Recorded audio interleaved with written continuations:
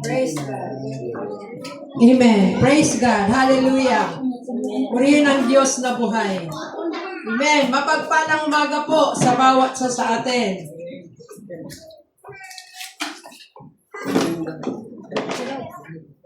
At ngayon, ay tutungo tayo sa ating pag-aaralan. Ito ay karugtong noong nakaraang linggo. Praise God. Sige mo, umupo muna tayo ng maayos bago natin basahin ang salita ng Panginoon. Ang salita ng Panginoon ay matatagpuan sa Mateo, Kabanatang 7, talatang 15 hanggang 20. Mag-ingat kayo sa mga huwad na propeta. Lumalapit sila sa inyo na parang tupa, ngunit ang totoo'y mababangis na asong gubat. Makikilala ninyo sila sa kanilang mga gawa. Mapipitas ba ang ubas sa puno ng dawag o ang igos sa matitinik na halaman? Mabuti ang bunga ng mabuting puno, subalit masama ang bunga ng masamang puno. Hindi maaaring mamunga ng masama ang bunga ng masamang puno, subalit masama ang bunga ng masamang puno. Hindi maaaring mamunga ng masama ang mabuting puno, at hindi maaaring mamunga ng mabuti ang masamang puno. Ang bawat punong hindi mabuti, hindi mabuti ang bunga, ay puputulin at itatapon sa apoy. Kaya't makikilala ninyo ang mga huwad na propeta sa pamamagitan ng kanilang mga gawa. Purihin ang Diyos sa pagkabasa ng kanyang buhay at banal na salita. Binabalaan tayo ng Panginoong Hesus dito na maging mapagmatyag, tayo ay maging mapagbantay sa mga bulaang guro. Tinutukoy din itong propeta ay mga bulaang guro, mga bulaang tagapangaral ng salita ng Diyos. Kaya mayroong babala sa atin para hindi tayo maligaw, hindi tayo mapahamak. Kaya ang mga tunay na mga anak ng Diyos ay nakikinig sa kanyang pastol kung tayo ay tunay na mga tupa ng ating Panginoon. Kaya dito, tinutukoy dito ang false prophet o bulaang mga guro, o bulaang tagapagturo. Sabi diyan, a false prophet is a person who spreads false teachings or messages while claiming to speak the word of God. Ang isang bulaang propeta, bulaang guro, ay nangangaral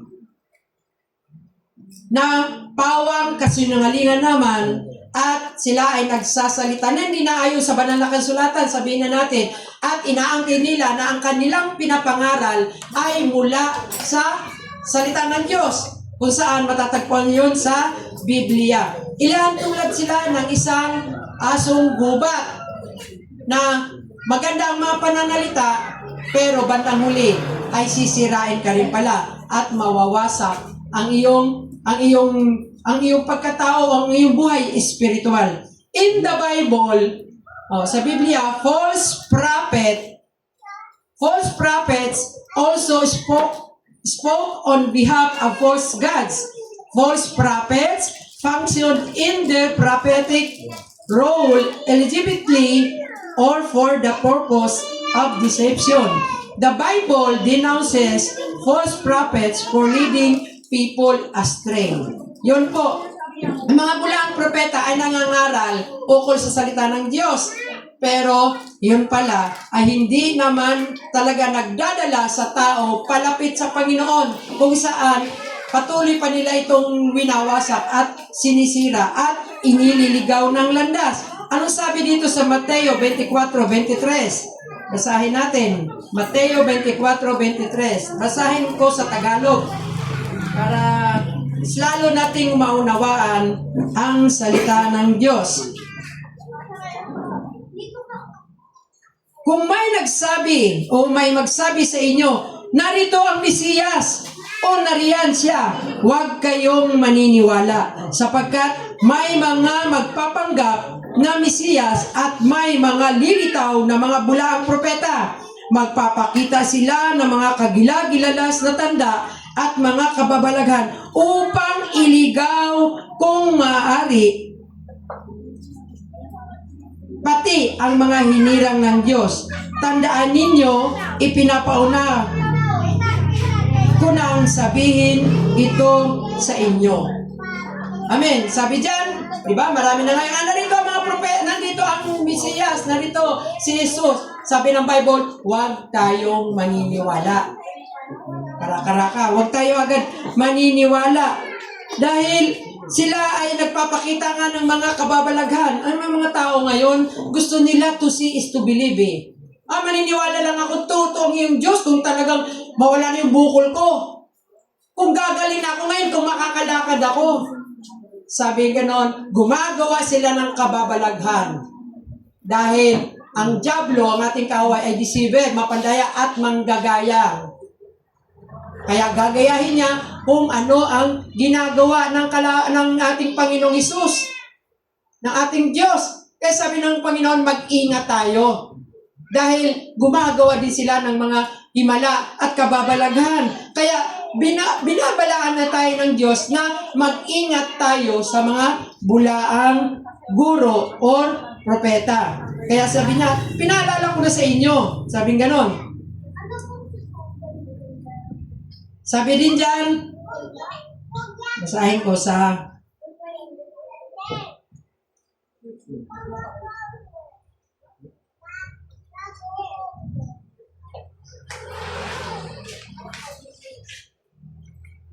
yeah, 24:27. Sapagkat kung gaano kabilis, 24:27, gumuhit ang kidlat mula sa silangan hanggang sa kanluran, gayon din naman ang pagparito ng anak ng tao. Jesus is coming! Malapit nang bumalik ang ating Panginoon kasing bilis na kidlat, katulad ng sinabi dyan. God gave us discernment. Binigyan tayo ng Diyos, biniyayaan tayo ng Diyos ng Espiritu kung alam kung ano yung tama sa mabuti or sa mga bulaang guro at sa mga totoong guro o tagapangaral ng salita ng Diyos. At meron dito mga halimbawa na mga bulaang guro o propeta na nagsasabing, malapit na nga bumalik ang ating Panginoon. Malapit na nga bumalik ang ating Panginoon. Pero sinabi ng Bible, sinabi sa Biblia, walang nakakaalam kung kailan paparito ang ating Panginoong Hesus. Tanging ang Ama lamang ang nakakaalam sa muling pagparito ng Panginoong Hesus. Mismo ang ating Panginoong Hesus ay hindi niya alam kung kailan siya pababalikin ng Ama dito sa ating daigdig o dito sa sanlibutan ito. Kaya mag-ingat tayo na may nagsasabi, malapit may nagsasabi pa, nagbibigay sila ng petsa, ng oras, pero hindi na nangyari. At ito ang mga halimbawa. Sabi dito, Harold Camping, sabi dito, a Christian radio host who predicted Jesus would return in 1994. Then again, in 2011, his predictions failed to materialize and he later apologized for his false claim. Isa itong Christian commentator. Nagsasabi na, babalik na ang Panginoon sa 1994 hanggang sa dumabot na lang yung 2011. Hindi pa rin bumalik. Kaya noong 2011, siya ay humingi ng sorry, ng siguro public apology na mali ang kanyang sinabi. Kasi nga wala nga nakakaalam eh. Kahit yung utusan na bumalik dito, hindi rin alam. Pero maraming palatandaan ng muling pagbabalik ng ating Panginoon. Tingnan nyo yung mga lindol. Sunod-sunod, halos araw-araw. Kailangan maganap. Huwag kayong matakot, sabi ng Bible eh. Kailangan lamang ito ay maganap. Amen. Kaya sa Panginoon ay panatag ang loob dahil alam niya ang salita ng Diyos. Isa pa, ang mga Jehovah's Witnesses. This group has a history of setting specific dates for the return of Christ with failed predictions including 1874, 1914, and 1925. Oh, hinulaan nila, sinasabi nila, babalik na ang Panginoong Hesus sa ganitong taon. Oh, mula pa ng 1874, 1914, and 1975, and up to now, di ba? Wala. Hindi pa bumabalik ang ating Panginoon. Ibig sabihin, false prophet. They are false prophet. They are prophesying false doctrine. Amen. Isa pa dito, Branch Davidians, led by David Corris.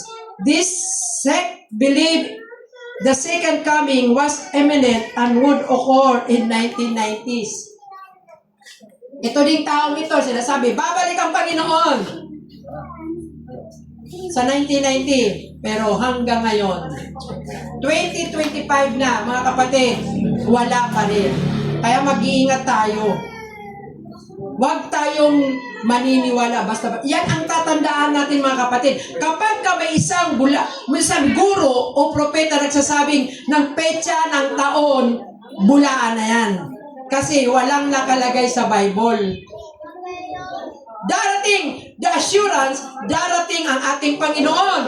Pero hindi sure kung kailan nga darating. Kaya ang kailangan gawin ng isang Kristiyano, maging handa sa pagbabalik ng Panginoon. Are you ready? To face God, to face Jesus Christ. Kailangan maging handa tayo. Sa panahon na yun, wala nang petiks-petiks. Wala nang palimbot-limbot ng paglilingkod sa Panginoon sa pagsunod sa ating Diyos. Kailangan maging seryoso na po tayo, mga kapatid. Amen po ba? Yes. Amen! Maging seryoso po tayo. At isa pa ito, si Ellen G. White, a co-founder of the Seventh-day Adventist Church. She made several predictions for Christ's return in the 19th century that did not happen. 19th century pa, hinulaan niya, sinabi niya, babalik ang Panginoon. Kaya, kailangan natin malaman ang nakalagay sa Biblia. Kailangan natin matutunan kung ano talaga ang totoo salita ng Diyos na sinabi ng Diyos, sinalarawan niya ang pagiging Diyos sa Bible. Yun ang matibay nating sandigan at pundasyon. Isa pa, Agustin of Hippo. This influential, tingnan nyo, influential theologian believed Christ would return by around 650 AD. A prediction that did not come true. Oh, sabi dito, influential. Nagsasabi din. Subaga, talagang ma-influential, di ba? Ma-influential siya. Maraming baga, sumama, sumunod, naniniwala sa kanyang sinabi, pero hanggang ngayon, hindi nagkaroon ng katuparan ang kanyang mga sinasabi. How to guard ourselves against falsehood? Paano natin bantayan ang ating mga sarili laban sa mga maling katuruan? Know the truth. Alamin mo ang katotohanan. Ang katotohanan, malalaman lamang natin kung tayo'y laging magbabasa ng banal na salita ng Diyos. Kung lagi tayong dumadalo sa gawain ng Panginoon at dumadala tayo at habang nag-aaral tayo, mayroon din kayong Biblia dyan nga tinitingnan nyo kung tama ba yung sinasabi ng preacher, yung nga ba talagang lumabas sa kanyang bibig ay nakalagay nga ba sa Biblia. Mayroon tayong reference, kaya in-encourage ko nga noon pa man na magdala tayo ng Bible magbilang reference natin. Kung yun nga ba ay nakalagay sa banal na kasulatan. Study the real thing. Pag-aralan natin kung ano ang totoong mga bagay na pangyayari. Amen. Sabi sa ikalawang Timoteo 2:15. Basahin ko sa Tagalog.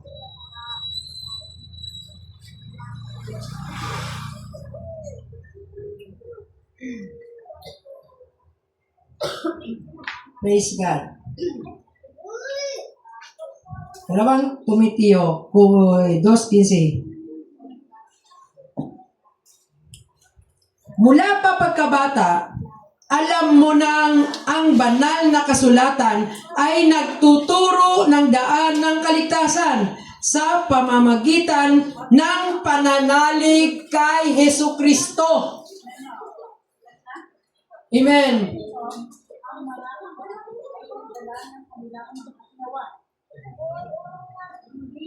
$2.15, tama ba yun? Teka, baka mali ako ah. Mali. Sorry po. Okay.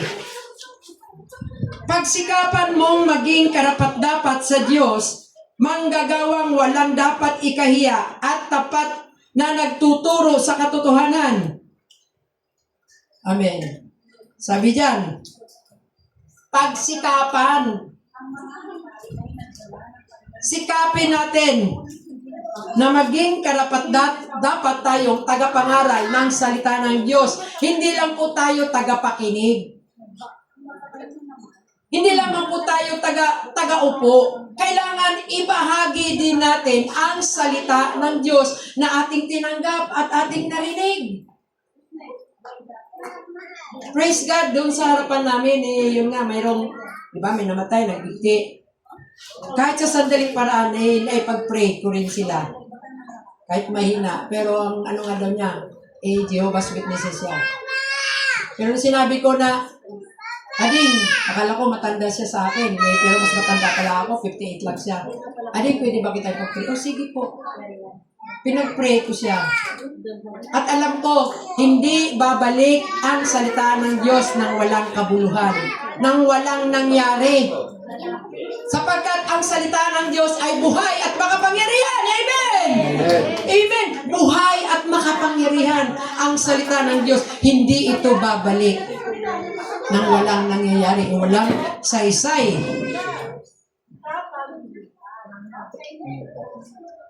Careful study of the Bible can identify false doctrine. Ang maingat na pag-aaral, pagbabasa ng salita ng Diyos ay dito natin malalaman kung mali nga ang doktrina o ligaw nga tayo sa doktrina. Kaya kapag tayo ay tunay na Kristiyano, nagbigay ng ating buhay sa Panginoon, isinalig ang ating buhay sa Panginoon at nag-aral tayo ng salita ng Diyos, only the believers of Jesus Christ, true believers of Jesus Christ, ang makakaunawa sa kanyang salita. Bakit?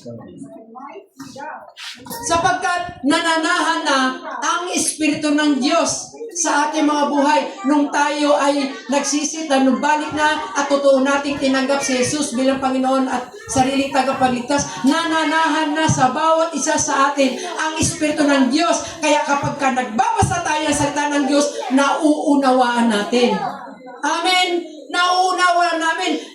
Pero kung wala tayong matibay o tunay na relasyon sa Panginoon, balik na rin man natin ang Bible, hindi natin mauunawaan ang salita ng Diyos. Kailangan nating alamin.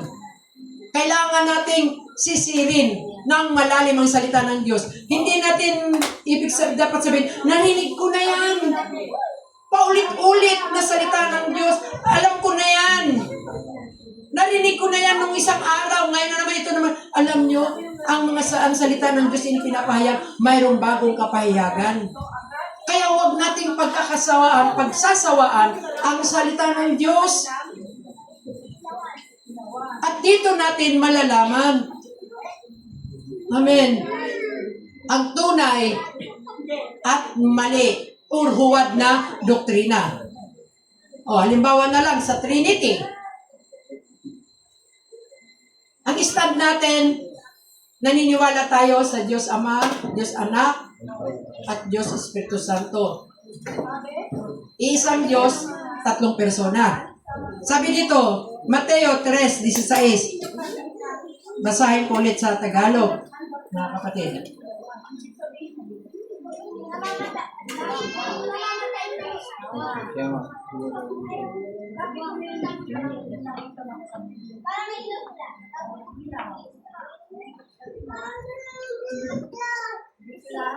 Nang mabautismuhan si Jesus, umahon siya sa tubig, nabuksan ang langit at nakita niya ang Espiritu ng Diyos.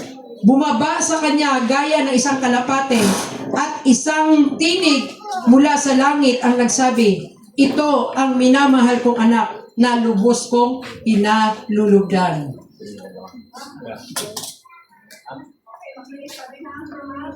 Ikalawang Korinto 13:14.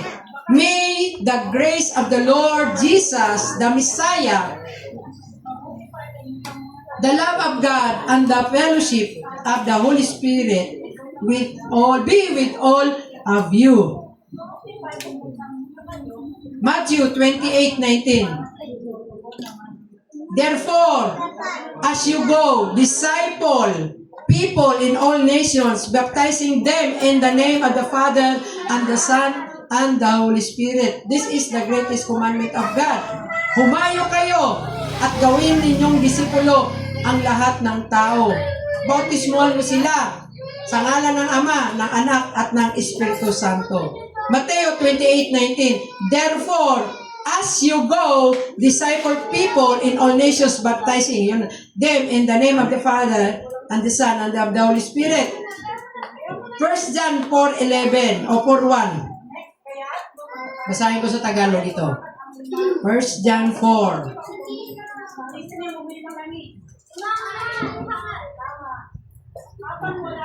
1 John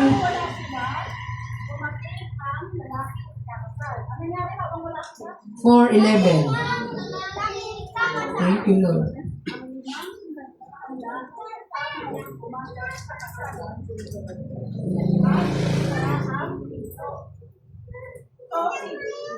Excuse me. Mga minamahal, yamang gayon kadakila ang pag-ibig ng Diyos sa atin, dapat din tayong, 4:11. 1 John 4:1 pala. 11 naman yun. Mga minamahal, huwag ninyong paniwalaan agad ang bawat nagsasabing sumasa kanila ang Espiritu. Capital letter, Espiritu. Capital E. Sa halip ay subukin muna ninyo upang malaman kung mula sa Diyos ang Espiritong sumasa kanila, sapagkat marami ang bulaang propeta ang lumitaw sa sanlibutan. Amen. Dito po, binabalaan ulit tayo ng Panginoon. Huwag tayong agad maniwala na sumasa kanila ang Espiritu. Ano Espiritu? Capital E. Espiritu yon ng Diyos ang tinutukoy dito.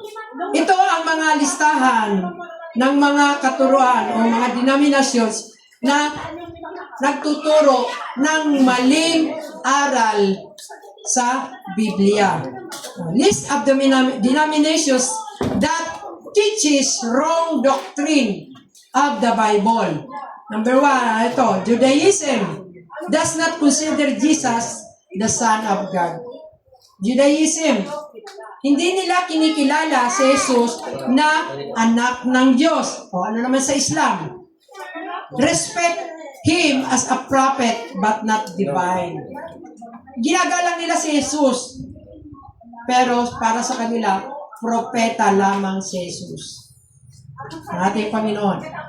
O, alam natin, INC, they believe Jesus is only a human. Alam natin yan. Yun ang paniniwala nila. Hindi naniniwala sila na si Jesus ay Diyos. Kaya simple lang po yung yung masasabi ko dito. Paano makapagligtas ang isang tao sa kanyang kapwa-tao? Diba? Ang tanging makapagligtas sa kanyang kapwa-tao, walang iba kundi ang Diyos. Ang nakalagay sa Biblia, ang ating Diyos ay Panginoong Hesus ay nagkatawang tao. Ibig sabihin, nagkatawang tao, mayroon siyang pinanggalingan. Hindi lang siya literal na tao, 100% siya na tao, 100% din na Diyos, ang ating Panginoong Hesus. Kaya ang mga nagtuturo ng malayo sa salita ng Diyos, nagsasabing si Jesus lamang ay Diyos, si Jesus lamang ay propeta, at hindi Diyos, sila ay mga bulaan.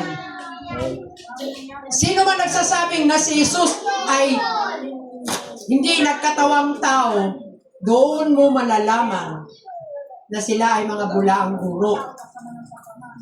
Ililigaw tayo. Mamaya babasahin ko sa Tagalog. Sabi rin dito, Jehovah's Witnesses, do not worship Jesus as God, but believe He is God. Gulo, no?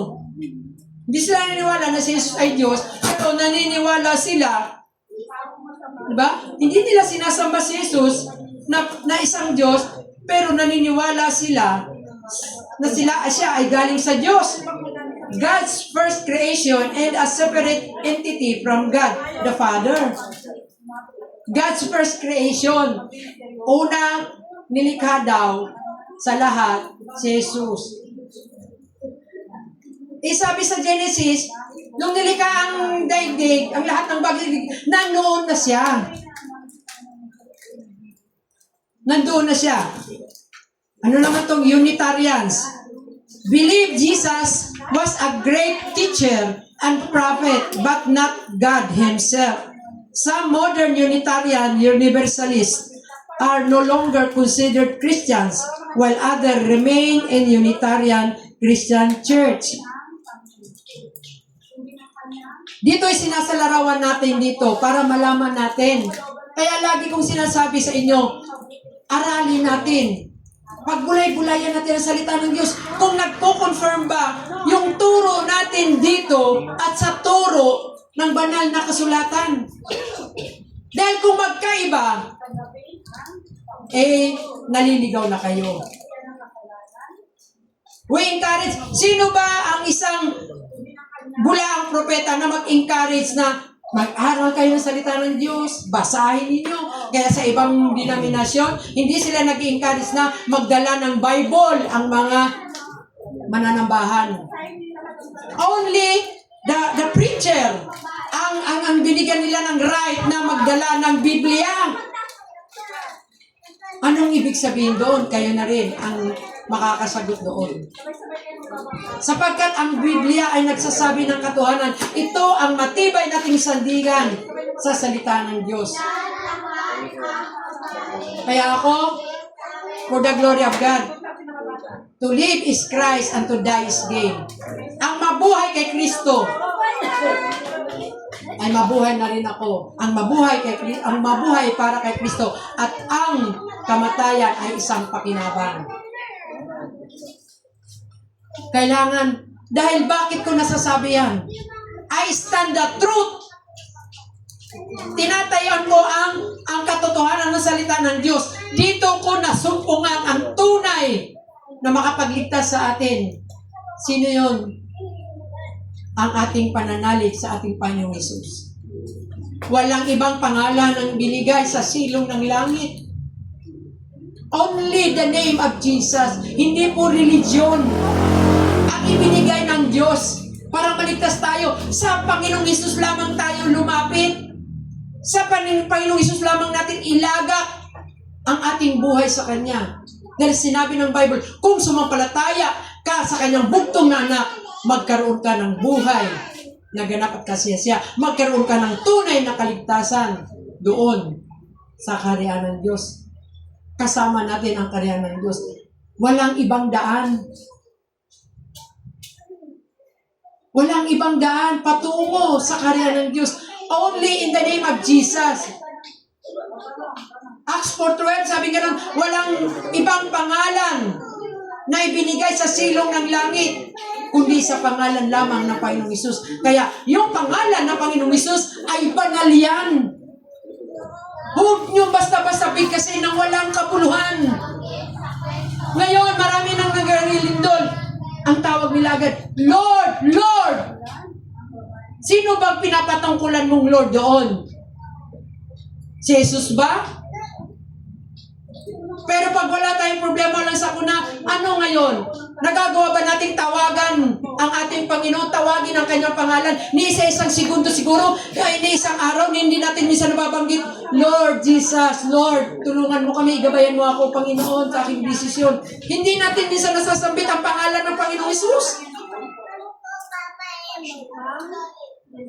Hindi relihiyon po. Kung nagsasabi ang iba, pumasok kayo dito. Dito ang tunay na kaligtasan. Pag pumasok kayo sa iglesyang ito, sa simbahan na ito, hallelujah, sige, dyan lang kayo. Maliligtas kayo. Hindi yan ang katuruan ng Biblia po. Only by the grace of God, sa pamagitan lang ng habag at biyaya ng Diyos, kaya tayo nangaligtas.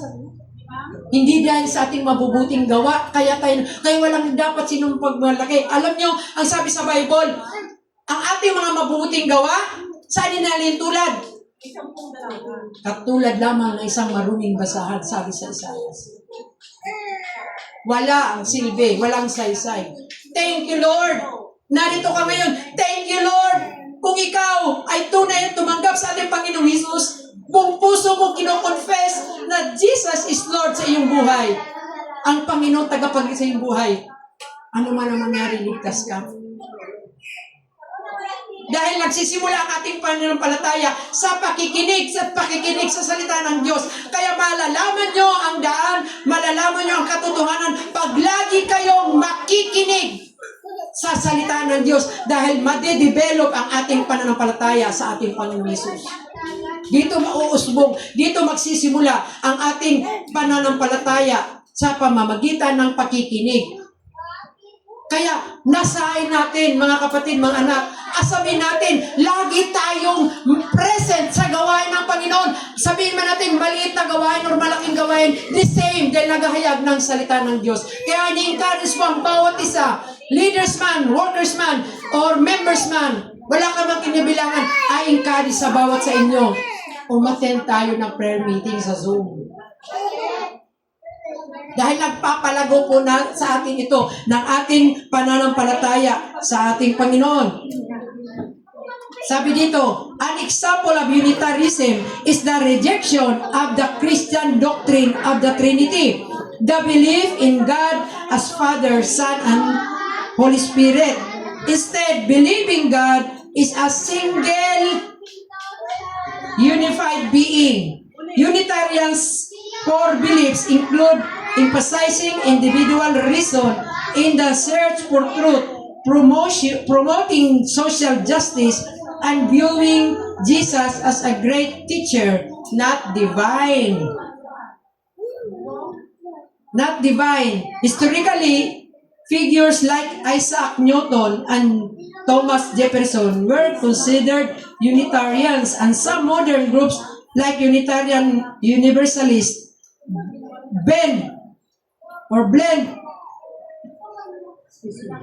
blend these Christian roots with other secular and spiritual beliefs.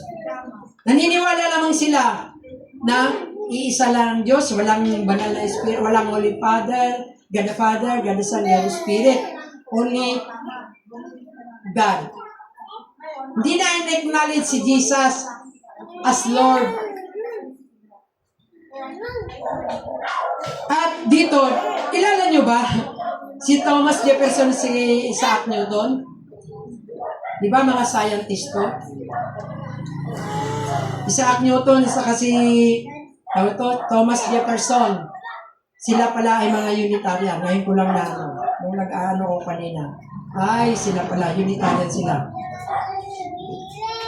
Yung iba namang denominasyon, sabi diyan, other groups that do not accept the Trinity doctrine, such as some Oneness Pentecostals and the Church of Jesus Christ of Latter Saints, have different beliefs about Jesus' nature and His relationship to God. Oh. Ito yung ibang mga grupo. Yung Oneness Pentecostal and yung sinasabi nilang Mormons. Ito, Church of Jesus Christ of Latter-day Saints. Iyon tinatawag ng Mormons. Have different beliefs about Jesus. Iba pa ang paniwala nila sa pagiging Diyos ni Kristo, yung kalikasan ng pagkatao ni Kristo at ang relasyon niya sa ating Panginoon. At isa rin, Jesus Miracle Crusade, International Ministry. At isa pa, Members Church of God International, or ang dating daan. Its core beliefs include a non-Trinitarian view of God, rejecting the concept of one God in three equal persons as considered as unbiblical. Oneness din ang dating daan. 3 specific tests to determine false prophets. Paano natin malaman na isang bulaang guro? Ang isang guro nga ay isang bulaan. Number 1, what they say about Jesus. Ano ba ang kanilang sinasabi? Ano ba ang kanilang pinapangaral tungkol sa Panginoong Hesus? Pangalawa, do they preach the gospel? Ipinapangaral ba nga talaga nila ang gospel? Ano ibig sabihin ng gospel? Good news. Ano yung good news? Good news dahil yung kapitbahay mo nanalo sa weteng at babalatuhan ka? The good news is, at walang ibang balita, magandang balita. Ito yung mabuting balita na si Jesus ay namatay sa krus, inilibing. Pagkatapos ng 3 araw, ay binuhay ng Diyos. At ngayon ay nakaluklok sa kanang trono ng Ama. Na nang dahil sa bigat ng ating mga kasalanan, inako lahat ng Panginoong Hesus ang lahat ng kaparusahan. Good news! Bakit? Hindi na natin gawin ang kaligtasan sa pamagitan ng sarili nating gawa. Sa ating mga mabubuting gawa, tinubos na tayo ng ating Panginoong Hesus. Kaya hindi tayo maliligtas sa pamagitan ng ating mga gawa, mga kapatid. Sa pamamagitan lamang ng ating pananalig sa ating Panginoon.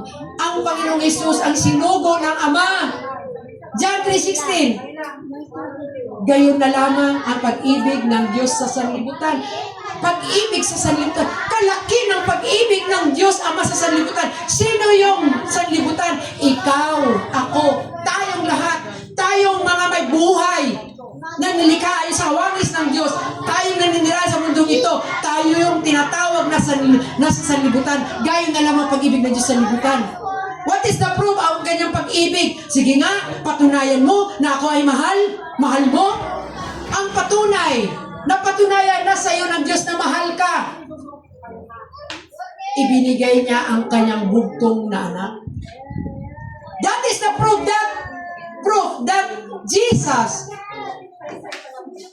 is the ultimate offering para sa katubusan ng ating mga kasalanan. Yun ang patunay ng Ama, ng Diyos Ama, na mahal niya tayo.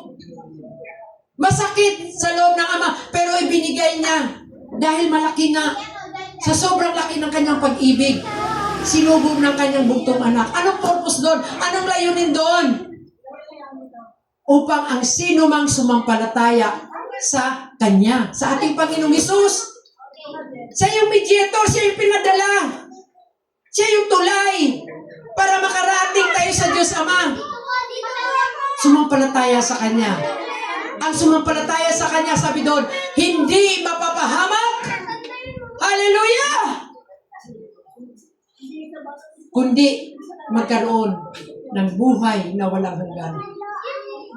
Ang sarap limi-limiin, mga anak, mga kapatid, kung gaano kadakilang pag-ibig ng Diyos sa iyo at saka sa akin, sa ating lahat.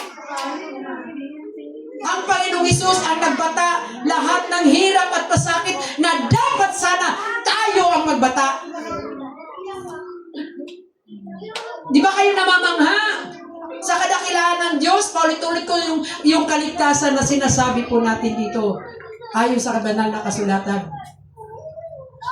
Inaako niya lahat yung bigat ng parusa ng kasalanan ng sangkatauhan para matubos lang tayo sa ating mga kasalanan. Ang kanyang katawan, ang kanyang likod ay nagmistulang bukid. Kita niyo yung bukid? Di ba? Pag i-ready na sa pagtatanim, di ba? Hindi pantay-pantay. Nagmisto lang, inararong bukid ang kanyang likod. Ano yung tanda doon? Dahil nga, inako niya na ang bigat ng kasalanan. Hindi na kailangan pang pahirapan, nusaktan ng ating sarili. Hindi na kailangan pang magpapako tayo sa krus para tayo patawarin sa ating mga kasalanan. Ano ang gagawin natin? Manampalataya ka sa Panginoong Hesus. Buong puso at kaluluwa. Hindi lamang galing sa bibig, kundi yung bumubukas sa ating bibig, manggagaling sa ating mga puso. Sa puso mo, maging seryoso, sincero po tayo. Eh, dami ko naman kasalanan eh. Ang bigat ng mga kasalanan ko. Malawak ang kapatawaran ng Panginoon. Totoo tayo. Dapat, kung ipinapahayag ng ating mga labi na si Jesus ay Diyos, siya ay namatay at inilibing at pagkatapos ng 3 araw ay muling binuhay ng Diyos. Sabi ganun sa Romans. Hindi ko lang sigurado yung verse. Maliligtas ka. Ang bawat tumatanggap sa salita ng Diyos, ang bawat tumatanggap sa kaligtasang inalok ng Panginoon sa bawat sa atin, magkaroon ng buhay na walang hanggan. Dapat lamang, kung tunay nga tayo tumanggap sa salita ng Diyos, kung tunay nga nating sinasabi, Lord, Ikaw ang aking Lord, susunod tayo sa kanyang mga salita. Susunod tayo. At isa pa buhay natin ang ating mga naririnig, ang ating mga natutunan. Kung totoo nga tayong disipulo ng ating Panginoon. Do they glorify God? Itinataas ba nila ang Panginoong Hesus, ang Panginoon, ang Diyos sa buhay nila? Doon natin malalaman kung nagtatama ba ng tamang daan ang mga nangangasalita ng Diyos. Eh baka ang kanyang itinataas, yung kanyang church, yung kanyang sarili. Amen? Doon natin malalaman. Sabi about Jesus, sabi sa Mateo 16:15, He asked them, but who do you say I am? Simon Peter answered, You are the Messiah, the Son of the living God. Tinanong ng Panginoon ang kanyang mga alagad, ang kanyang mga disipulo, sino ako para sa inyo? Sumagot si Simon Pedro, ikaw ang Mesiyas, ang tunay at nag-iisang anak ng Diyos. Doon pa lang makikita na natin ang mga disipulo ng Panginoon, si Simon Pedro, kinikilala niya na tunay na tagapagligtas, Misaya ang Panginoon Hesus, at siya lamang ang tunay at nag-iisang anak ng Diyos. Kiniklaim yon ni Apostol Pedro. Sabi sa ikalawang Juan 1:9, everyone who does not remain through the teaching of the Messiah but goes beyond it does not have God. The person who remains true to the teaching of the Messiah has both the Father and the Son. Basahin ko nga sa Tagalog.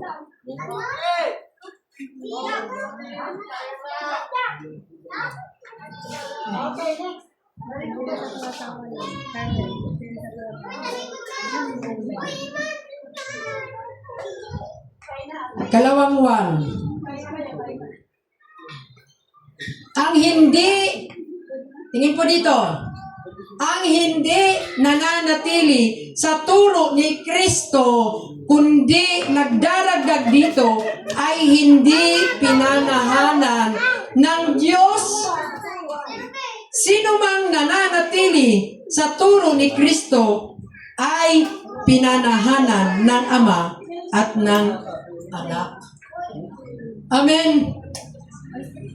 Malinaw po. Ang sino mang hindi nanatili sa turo ni Kristo ay hindi pinanahanan ng Ama at ng Anak.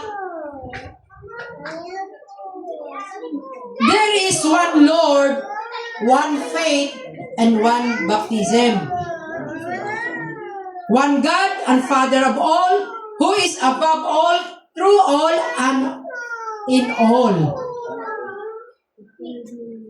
Now, sabi sa Ephesians 4:7, to each one of us, grace has been given proportionate to the measure of the Messiah's gift. Basahin ko sa Tagalog to. Ephesians 4:7.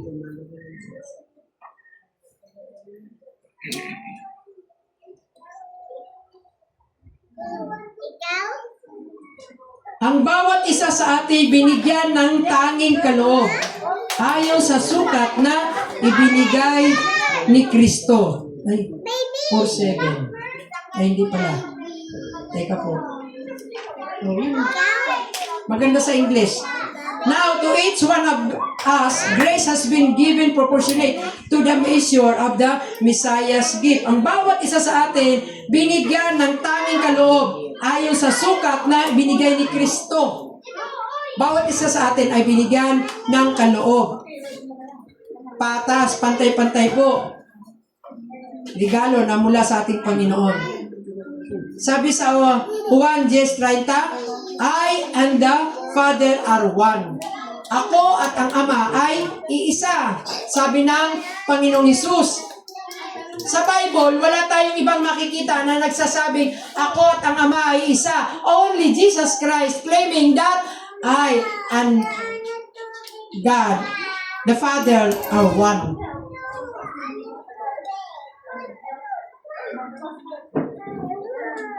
First John 22. Ito po, malalaman natin kung sino po ang sinungaling.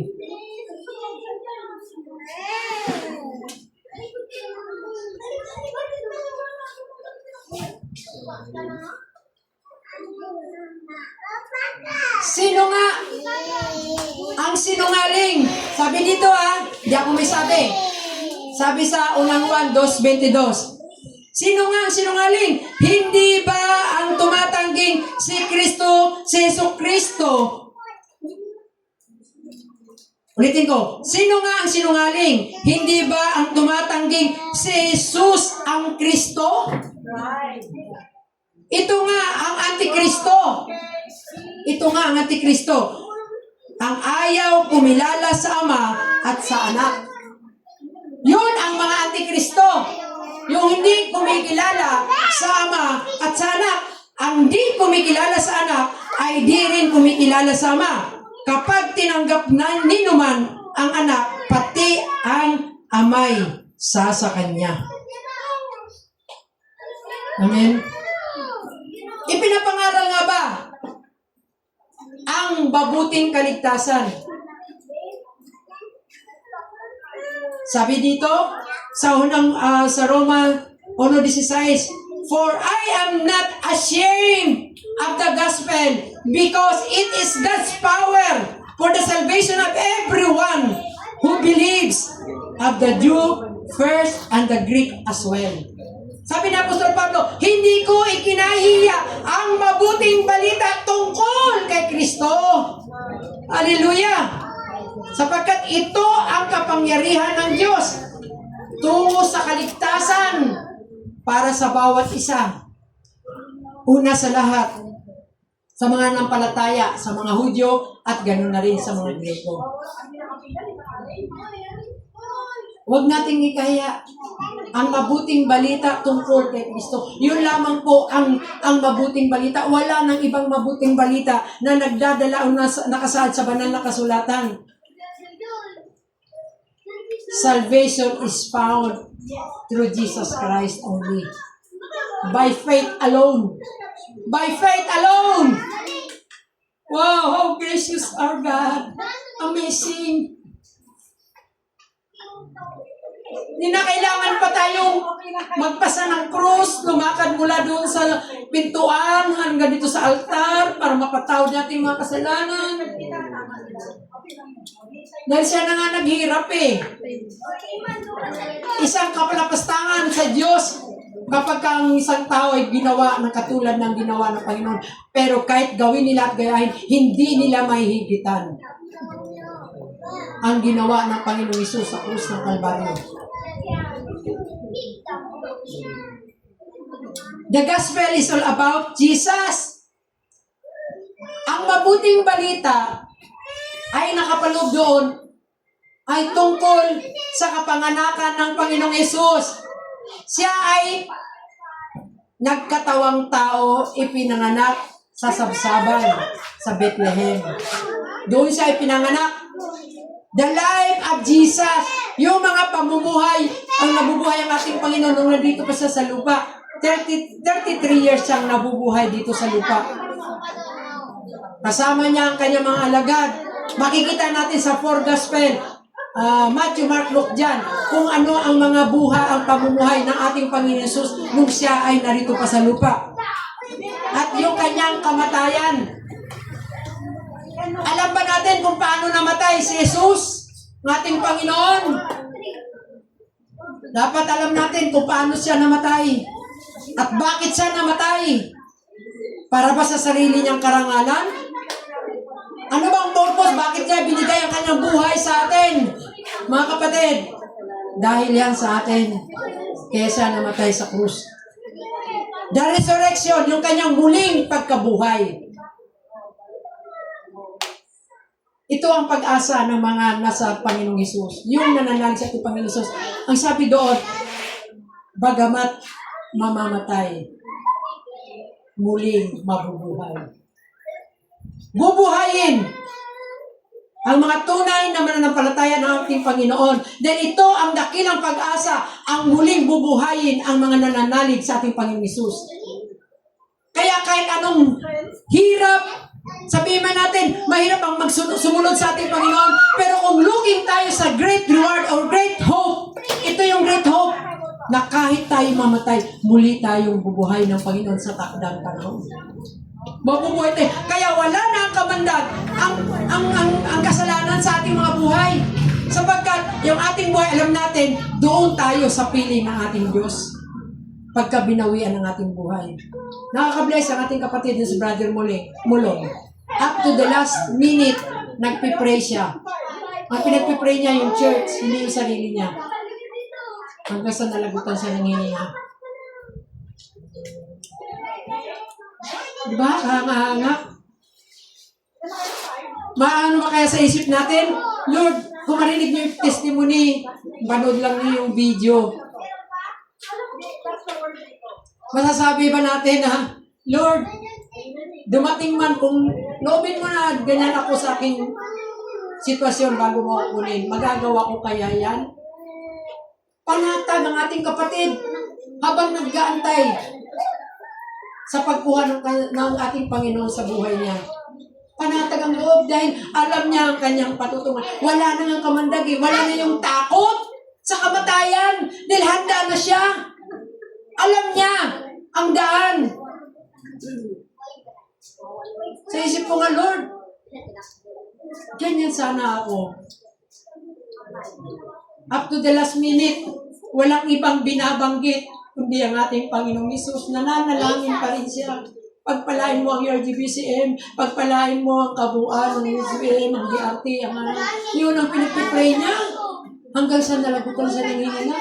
Kahanga-hanga, di po ba?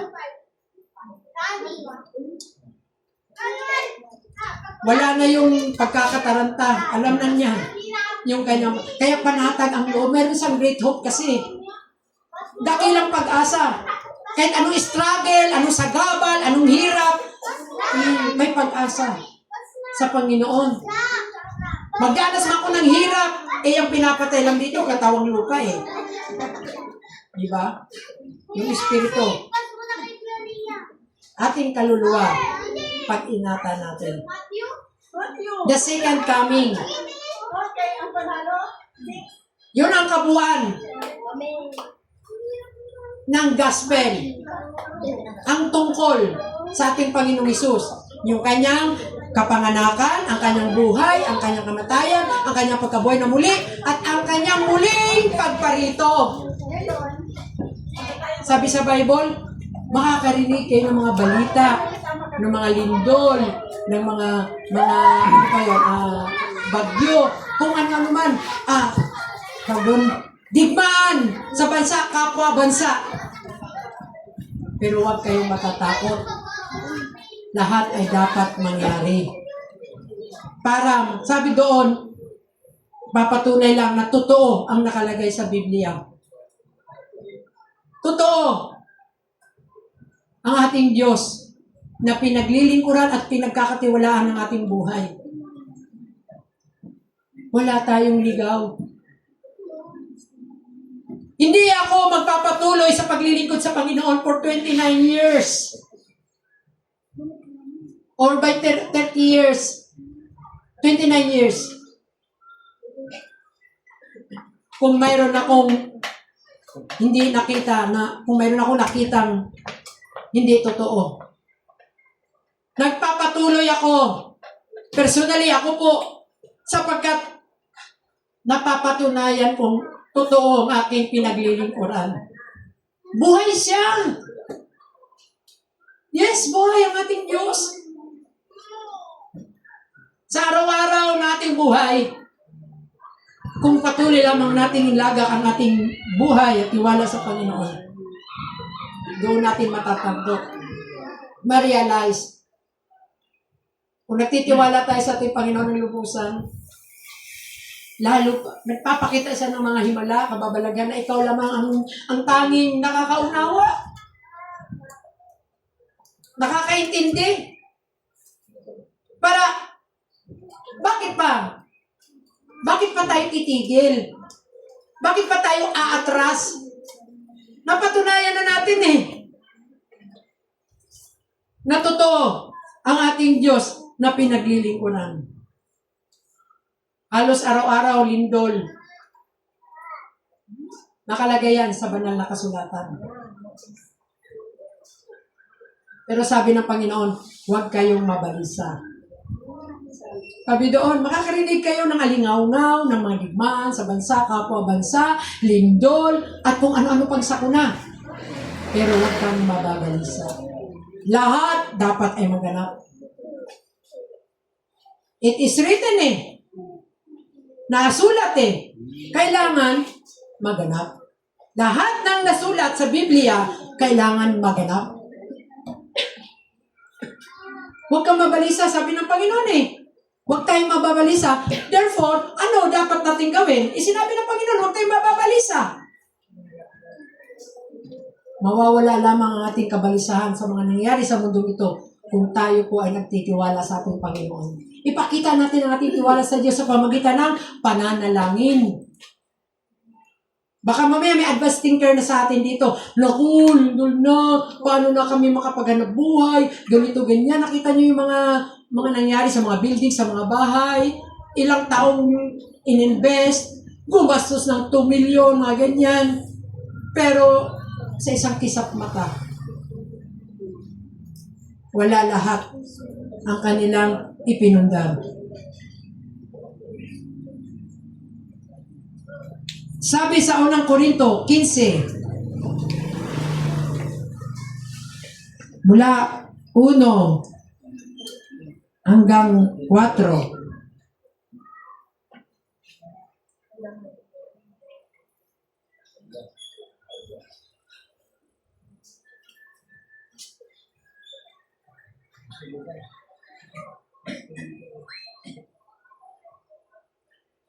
At ngayon, ipinaalala ko sa inyo At ngayon ipinapaalala ko sa inyo mga kapatid, ang mabuting balita na ipinangaral ko sa inyo, iyan ang ebanghelyo na inyong tinanggap at naging saligan ng inyong pananampalataya. Sa pamamagitan nito'y naliligtas kayo. Kung matatag kayong nananampalataya or nanangan,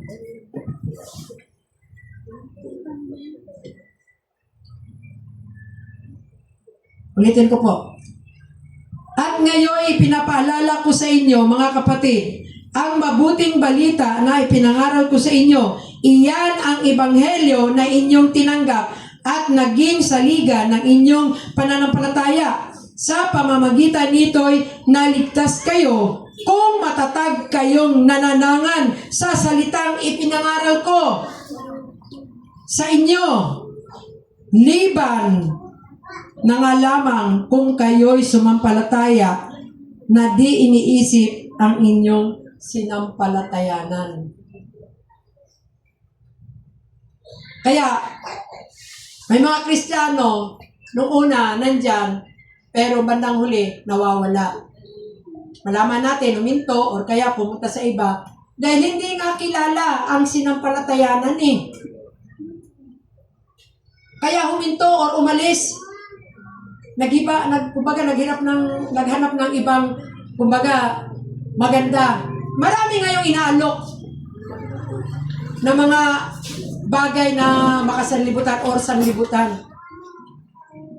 Yung ibang denominasyon nagsasabi, dito kayo, meron kayong makukuha na bigas. Na minsan, nakataya na yung ating pananampalataya kahit na alam natin yung ating pananampalataya na si Jesus lamang ang tanging daan ng kaligtasan sa pamamagitan ng pananampalataya. Pero dahil nga naalok tayo ng mga bagay sa sanlibutan ito, lumayo tayo sa katotohanan ng salita ng Diyos. Kaya sabi dito, amen, maging maingat tayo sa pamamagitan nito, naligtas kayo kung matatag kayong nanampalataya sa salitang ipinangaral ko sa inyo. Liban na lamang kung hindi nyo kilala, kung kayo sumampalataya sa hindi nyo iniisip ang inyong sinampalatayanan. Kaya mag-aral po. Maraming nagpapatuloy, maraming huminto, maraming lumipat. Pero yung tao na tunay na kinikilala si Jesus, alam niya ang kanyang tinatayuan. Nagpapatuloy. Oo, noong mga nakarang buwan, nakarang taon, huminto tayo. Pero nakita natin, bakit ngayon narito tayo? Hindi nyo ba naisip yun? Hindi naman sa sarili mong gawa yan sa desisyon mo. Alam nyo ba, sabi sa Bible, nagawa lamang natin yan, ang mga mabuting gawa, dahil kay Kristo sa pamamagitan ng ating pananampalataya sa Kanya. Kaya tayo nakapagpatuloy. Kaya dapat kilalanin natin ang ating pinampalatayanan. Galatia 1:7, sabi ganon.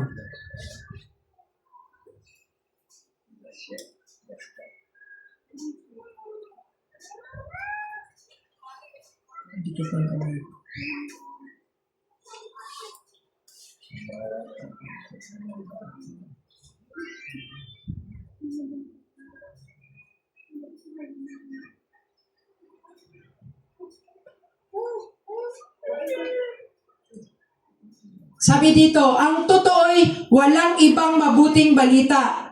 Lamang may mga nanliligalig sa inyo at nagsisikap na baguhin ang mabuting balita tungkol kay Kristo. Sabi dito, walang ibang mabuting balita. Kailangan minsan kasi umaalis. Kasi mayroong nanliligalig. Pero dapat tumayo tayo sa katotohanan ng salita ng Diyos. Sinabi na namin at inuulit ko, kung may nangaral sa inyo ng iba kaysa mabuting balitang tinanggap ninyo, pakasumpain siya. Sabi sa Bible, kung may nangangaral na higit or hindi naukol o tungkol sa mabuting balita. Labas sa mabuting balita tungkol kay Kristo, pakasumpain siya. Ibig sabihin, may sumpa pala. Kung tayo po ay nangangaral ng labas sa katotohanan sa Biblia tungkol kay Jesucristo na siya ay hindi pinanganak, amen, ang kanyang pamumuhay, siya ay inilibing, nabuhay na muli, at ang kanyang muling pagparito, kung labas na dyan ang katuruan, so pakasumpain siya. Sabi sa Bible,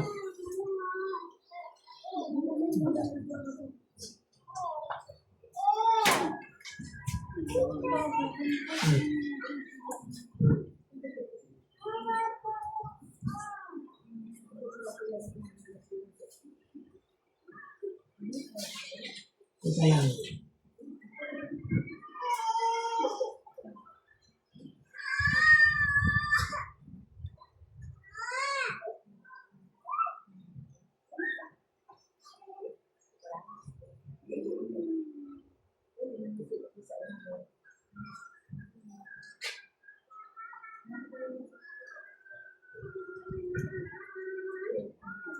There is one Lord, one faith, and one baptism. Sabi sa Ephesians 4:5.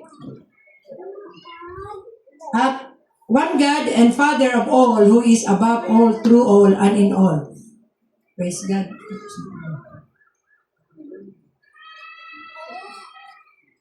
Number 3 na pala tayo. Character that glorify God. Judas 1:11. Woe unto them, for they gone in the way of Cain, and ran greedily after the error of Balaam for reward, and pursued of the gainsaying of Kor. Diba? Naalala nyo si Balaam?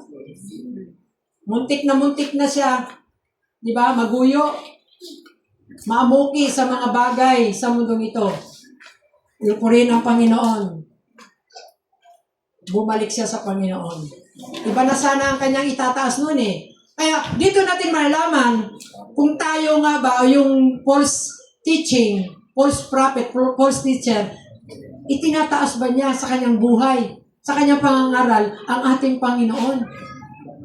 Dahil kung labas dito, mag-iingat tayo. 2 Corinthians 11:14. And no wonder, since Satan himself masquerades as an angel of light. Sabi dito, mismo si Satanas ay nagaanyong anghel ng liwanag. Kaya nga manggagaya, imitator, ang ating kaaway, si Satanas. Kaya niyang gawin ang ginagawa ng Panginoon, pero hindi niya mahihigitan yun. Ginagaya naman. Mayroon mga deception ang ginagawa ng kaaway. Ikalawang Korinto 11:15. So, it is not surprising if his servants also masquerade as servants of righteousness. Their doom will match their deeds. Hindi na ako pagtataka kung ang kanyang mga lingkod ay talagang nagaanyo din mga maamong tupa. Pero kawawa ang kanyang kasasadlakan. Kawawa ang kanilang dahil hindi angkop ang kanilang ipinapangaral din sa pamagitan ng kanilang mga gawain. Lahat naman ang pinapangaral sa pulpito eh. Sabihin na natin mabuting gawa. Pero hindi natin makikita kung ito nga ba'y ginagawa o ina-apply ng mga nangangaral.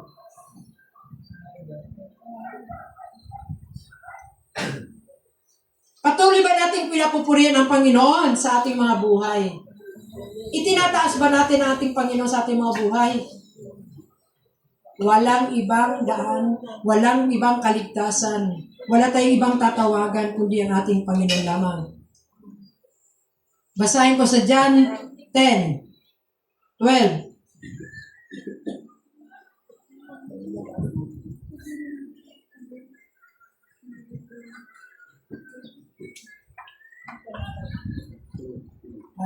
Lord Jesus.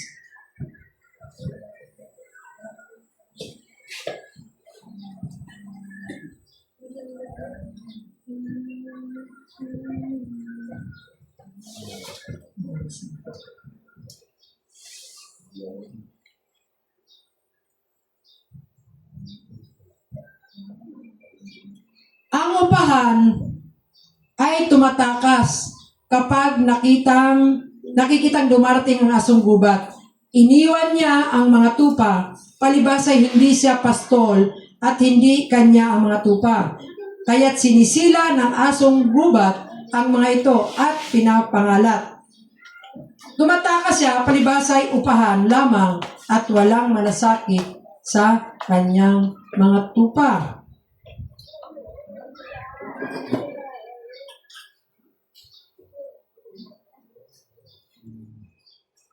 John 10:32.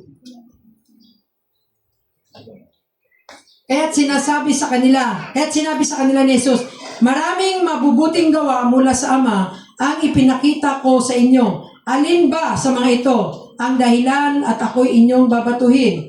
Sinagot siya ng mga Hudyo, hindi dahil sa mabubuting gawa kaya ka namin babatuhin, kundi dahil sa paglapastangan mo sa Diyos, sapagkat nagpapanggap kang Diyos, gayong itong tao ka lang. Tumugon si Jesus, hindi ba nasusulat sa inyong kautusan? Sinabi ko, mga Diyos kayo. Mga Diyos ang tawag sa kautusan ng mga ipinagkatiwalaan ng salita ng Diyos. Ay, nagpas na ako John 10:25, iba pala yun. Tama yun.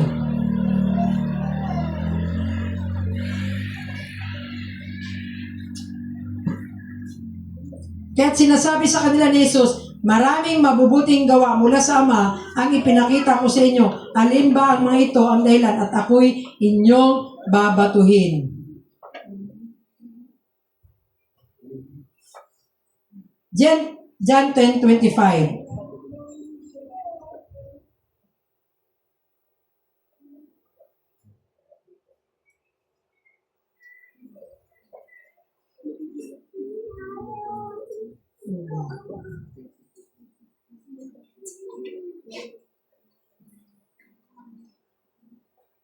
Sinabi ko sa inyo, sumagot si Jesus, sinabi ko na sa inyo, ngunit ayaw ninyong maniwala. Ang mga ginagawa ko sa ngalan ng aking Ama ay nagpatuto tungkol sa akin. Okay, yun ang sagot ng ating Panginoon doon sa mga nagtatanong sa Kanya. Matthew 5:16. In the same way, let your light shine before people in such a way that they will see your good actions and glorify your Father in heaven. Sabi dito, bigyan natin ng kalulutian ang Panginoong Hesus sa pamamagitan ng ating mga mabubuting gawa.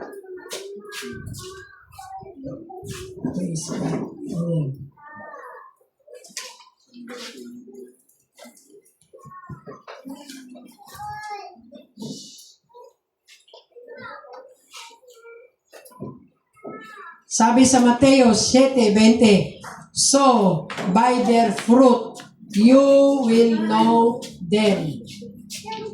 Kaya sa pamagitan ng kanilang bunga, malalaman natin.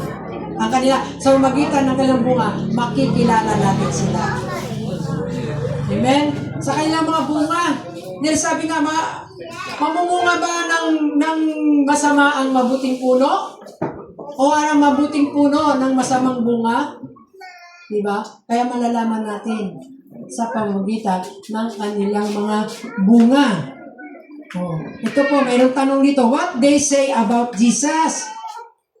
Ano ba ang kanilang sinasabi tungkol sa ating Panginoong Hesus? Do they preach the gospel? Ipinapayag ba nila ang mabuting balita? Pag sinabing gospel, mabuting balita yon.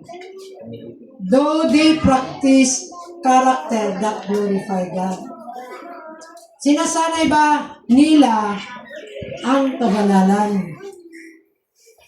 Sinasanay ba sila ang kanilang sarili para magbigay ng kaluguran sa ating Panginoon.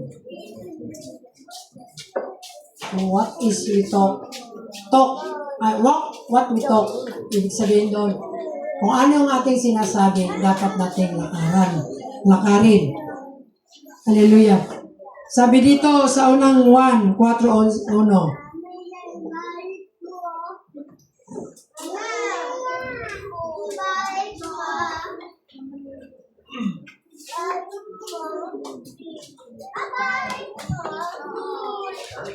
Mga minamahal, huwag ninyong paniwalaan agad ang bawat nagsasabing sumasa kanila